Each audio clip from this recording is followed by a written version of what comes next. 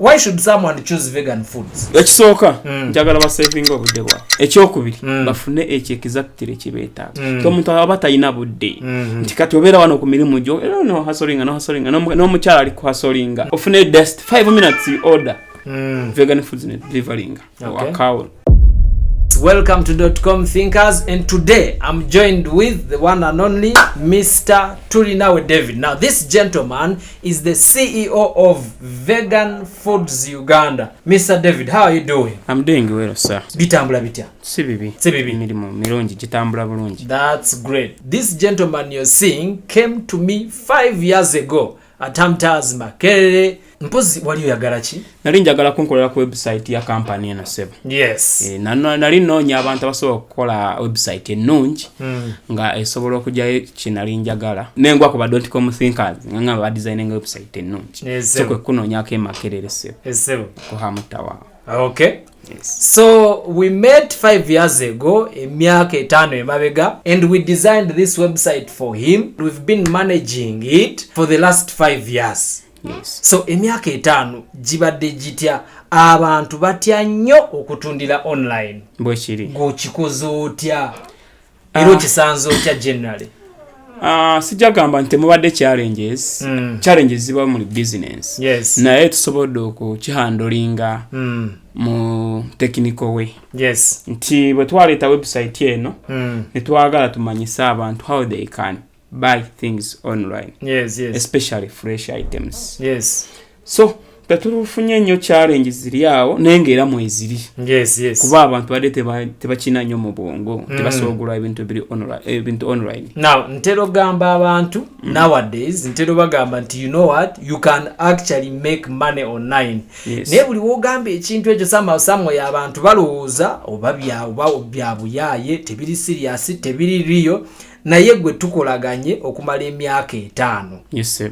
Ate emirimu gy'osinga gitambuliza online. Yes, sir. So challenge kijyosanzemu mu negativity abantu nga balina negativity abantu tebatya nti ebintu bino togenda biba oba ogenda kubabba kubanze zezimu ku negative zentero sanga mu bantu ebyo.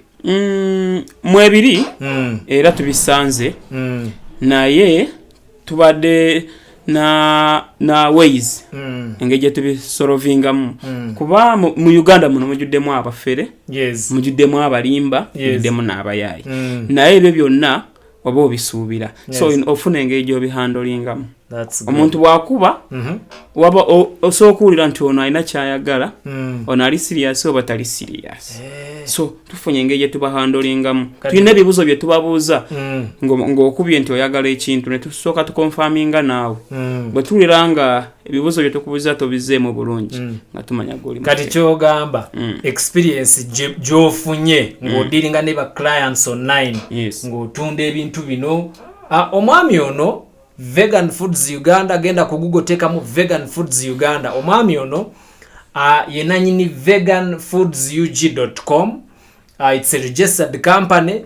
It's one of the biggest companies is supplying emmere yonna nakasero market yonna nga bogimanyi beba girina. Akanyongereko tetulina kaseroka. Ezebo. Sebo tulina na njite store obedduka. Yes. Wansi mu Kisenyi Nakayiza tuyita Nakayiza. Yes. Tuwe wali edduka lirimo bijanjalo muchere butto bichebyo byonna ebyo dry food items. Okay. Yes, sir. Nakasero generally tulinayo fresh items. Na fresh items. Yes, sir. So point jengeza ko kubuuza right now kusinza ku experience je musanze n'abafere. You mean client baba akubye osobola omanya nti ono mufere bono si mufere? Yes, sebo.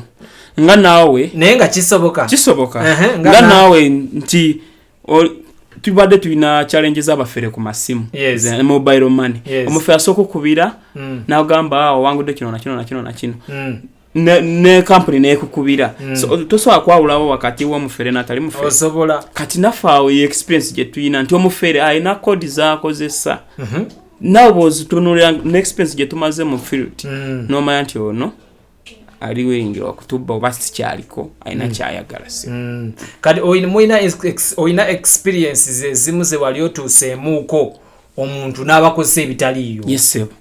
Tufunyeyo client so omusi babiri bangi nakubira nga njagala kino noga kindeetera wano na wano olutuukawo n'osanga yakubidde ayisi yagenda receiving nakugamba nti kiwoono then okime sente wano then olumala kiwoono ono ng'agenda olinga ajjako essimu kati zezo challenges tuzefusanga mu bafera naye kati ndowooza kati tubayigidde amagezi nti bw'oba okoze order tugeze ya mitwalo 2 twagala kati 20% oba is you pay transport commitment nti ddala oli serious tugeze osabye ensawo y'obumonde ya mitwalo 2 mu emeka mweta tuweke mitwalo 5 ffe tugireete then oyo gwe tuba tuwadde ensawo okujijja ku boda oba ku motoka amala kulaba nti sente weziri receiving payment tetukyakola ebyo nti ate ono nireeta muwoyo gyokime sente kati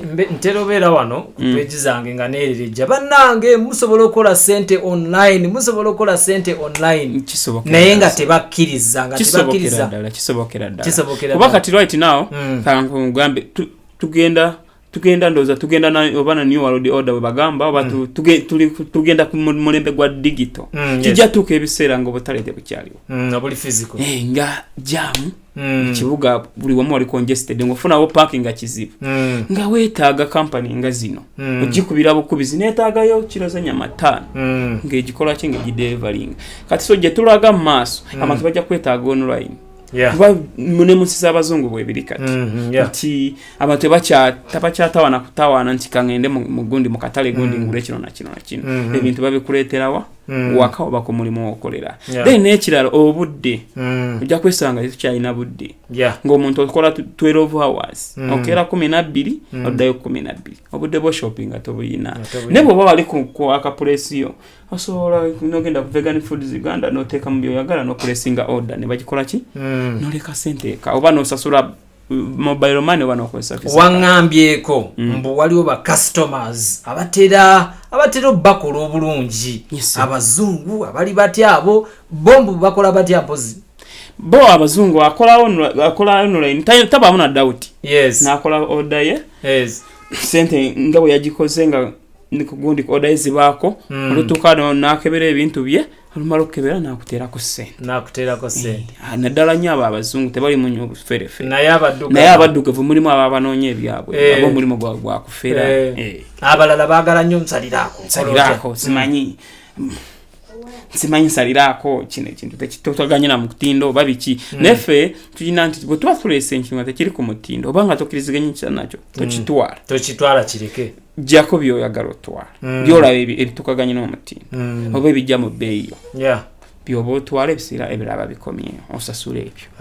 yesebo tetwagala nti ate kino ekyenyanja kamale gakitwala nedda bwolaba nga tekikola kireke bring it back yesebo Wonderful. Oyina kye wayogeddeko n'ogamba mbu ogwo okusinziira bolaba ebintu obadde running vegan foods Uganda for the last 5 years naye okusinziira bolaba ogambye mbulaba business ezisinga zijja kudda online okugula ebintu kugenda kudda online ensi erimu okukyuka tuli mugenda ku mulembe gwe bayita digital ndowooza buli kimu okirabye buli kimu smartphone smart tv buli kimu kikyuka bigenda tuuka ng'ensi yonna eri busy you cannot get time to go to the market. You need that someone who can help you to do a shopping. Kati nga kitegeeza nti vegan foods are positioned well. Yes sebo. Yetegese okuweereza ekyo kyoba oyagala exactly nga tofuddawo woli. Nti osobola okuba kati tugeze mu nnaku ezino eziyise enkuba ebadde etonya from morning up to evening. Tolye ojja kulya. Kitegeza wetaaga vegan foods okola ki delivering mu nkuba mu musana mwe mukola tukola 24 hours ne tuva ku macha mpaka lwaggulo. Yes, vegan foods Uganda is one of the success stories that we have as .com thinkers. We designed for them this website 5 years ago. Up to now we are still managing it for them, and it's been a very, very, very good journey. So in case you need anything, whether it's groceries, whether it's dry foods, whether it's vegetables, do you deliver milk as well? buli kimu ekikwatagana n'ekyokulya yesebo n'ekyokunywa nemba njagala bijuice muleeta yesebo byonna muleeta tukuleeterawo wolita just kyeweetaaga is to visit veganfoodsug.com. Vegan foods, great stuff, great value. And .com thinkers, we do think digitally to solve your problems. Thank you so much. .com thinkers, thinking digitally to solve your problems.